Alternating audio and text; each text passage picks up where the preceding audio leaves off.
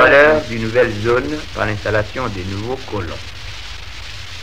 Il entend organiser librement la colonisation agricole des terres, suivant les principes et les méthodes rationnelles.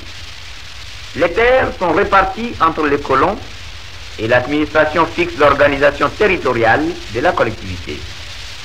Les services du génie rural de l'agriculture entreprend alors tous travaux et constructions qu'il juge utiles. Édification des villages ou d'immeubles, établissement des voies de communication, travaux forestiers et agricoles. Comme vous le voyez, parallèlement à l'existence de ces deux secteurs, les gouvernements en envisagent la création d'autres. Il s'agit primo du secteur de modernisation de la palmeraie togolaise qui bénéficiera de l'assistance de l'Institut de recherche pour les huiles et oléagineux. Il est prévu que les revenus de la palmeraie naturelle seraient doublés, ça veut dire 50 000 francs par hectare et par an. En même temps qu'il serait fait appel à une nombreuse main-d'œuvre, ce qui diminuerait grandement le chômage. Deuxièmement, du secteur de modernisation du coton, en relation avec l'Institut de recherche du coton et des textiles exotiques, basé autour d'Agné, dans les cercles d'Atakwame. À ce titre, il sera procédé cette année à l'installation expérimentale des petites parcelles qui seront travaillées à la machine et à la distribution des graines et de coton sélectionnées. Tertio, du secteur de modernisation du manioc et du maïs, dont le but est d'améliorer les techniques d'exploitation qui conserveraient au sol son potentiel de fertilité. Pour conserver au sol sa fertilité, il convient de maintenir en place des éléments fertilisants en combattant l'érosion et les ravinements provoqués par les eaux pluviales et les vents. La réforestation, les cultures en terrasse, la construction des diguettes, la suppression des feux de brousse tardifs constituent autant de méthodes qui évitent la dégradation des sols. En même temps, il importe de redonner à la terre sous forme d'engrais chimiques et de ferme les éléments que les récoltes lui ont enlevés. La rotation des cultures succédant à des jachères sont d'autres moyens de pallier à l'épuisement trop rapide des sols. L'utilisation de l'attraction animale ou mécanique permet d'effectuer certains travaux que les paysans n'auraient ni la force ni le temps d'entreprendre.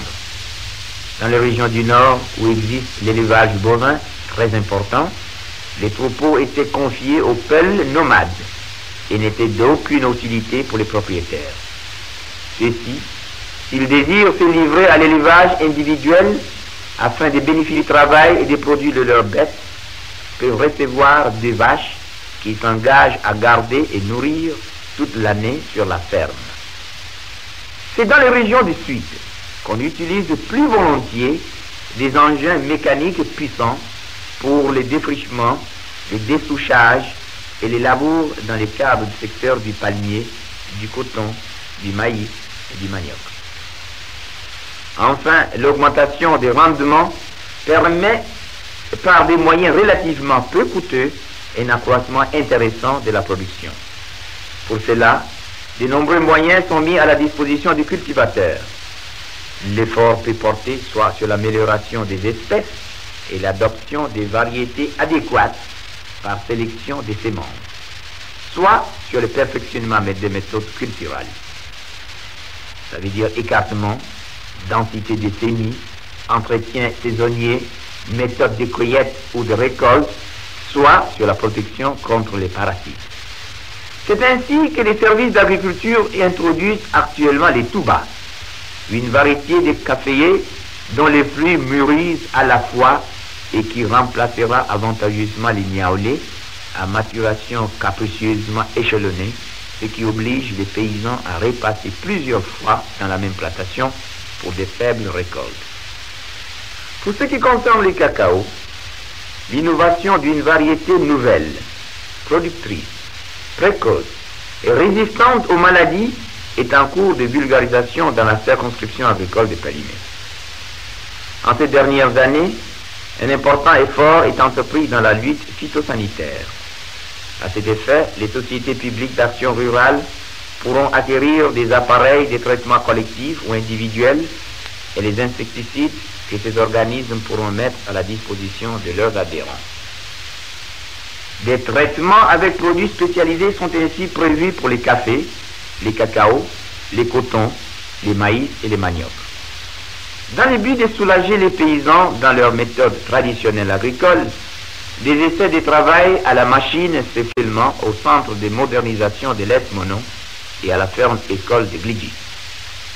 Les résultats positifs de tels essais seront vulgarisés parmi toutes les masses paysannes. Pour les cocotiers, un effort spécial est accompli pour combattre la maladie dite de Caïncopé, qui est en train de miner la cocoterie nationale. On peut estimer les bilans de ces destructions à plus de 100 millions de francs, et nos plantations côtières présentent un aspect de complète dévastation. En même temps que s'entreprend une étude systématique de la maladie, sous la conduite des spécialistes internationaux, il est en cours d'introduction dans les champs expérimentaux des variétés naines originaires de Malaisie qui se sont révélées résistantes dans leur pays d'origine.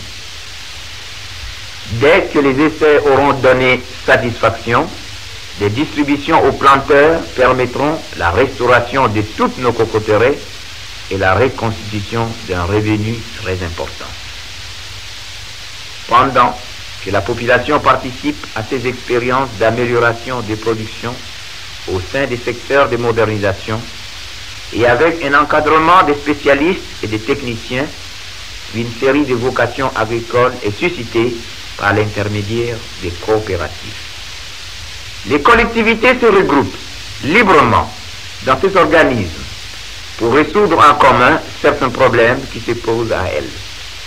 Faibles ressources en capital, impossibilité d'acquérir les matériaux lourds ou légers indispensables, difficulté de se défendre contre les entreprises des acheteurs des produits. Elles forment alors des sociétés à statut coopératif qui bénéficient de l'assistance des agents des services agricoles pour la partie technique et de celle des agents des caisses de crédit pour la partie économique et financière. C'est ainsi que deux sortes de sociétés coopératives se sont constituées.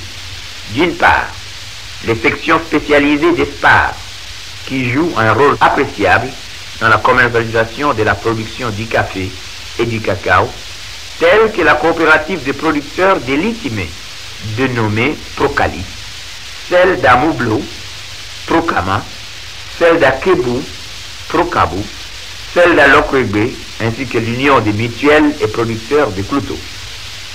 D'autre part, les mutuelles des villages, qui sont actuellement au nombre de 519, dont 210 ont vu le jour l'année dernière, et qui groupent plus de 6 000 adhérents avec un capital social de 40 millions. La caisse de crédit, appelée les crédits du Togo, est intervenue puissamment pour aider ces mutuelles. Les prêts agricoles consentis en 1959 s'élèvent à près de 140 millions, soit 3 fois et demi l'effort initial. Ces prêts ont permis la mise en valeur de 2850 hectares de plantations de caféiers, de 308 hectares de plantations de palmiers à l'huile, de 85 hectares de plantations de cacaoyers, de 463 hectares de champs de culture vivrières en association avec le ricin et les cotons, et de 20 installations d'élevage améliorées portant sur les porcs et la volaille. Enfin, 4 prêts de campagne de commercialisation ont été accordés aux sections des SPAR, Procali, Procama, ainsi qu'à l'Union des mutuelles de Clouto et à Lokwebe. En permettant l'acquisition des machines, piqueurs à café, moulins à maïs, concasseurs à palmiers, râpes à manioc ou à coco, les sociétés bénéficiaires se sont transformées en coopératives d'utilisation des matériels agricoles. Grâce à ces opérations, dont l'initiative revient exclusivement aux collectivités rurales, celles-ci acquièrent une expérience dont tous profitent largement. Les rapports entre les services techniques et les populations se fondent, non sur des bases autoritaires, mais sur l'intérêt collectif.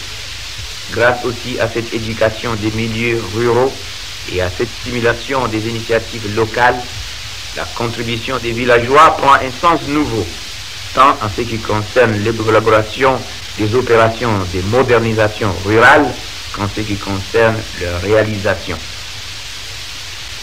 Concernant les programmes de développement économique de ces pays, dont le financement est fourni par diverses sources, il a été récemment porté à notre connaissance que les efforts de la France à cette fin sont ignorés dans les pays. Certaines personnes, en effet, sont allées jusqu'à affirmer que toute aide de la France avait cessé depuis notre accession à l'indépendance. À ce propos, nous tenons à rappeler les discours prononcés par son Excellence M. Louis Jacquinot, représentant de la France aux fêtes de l'indépendance du Togo.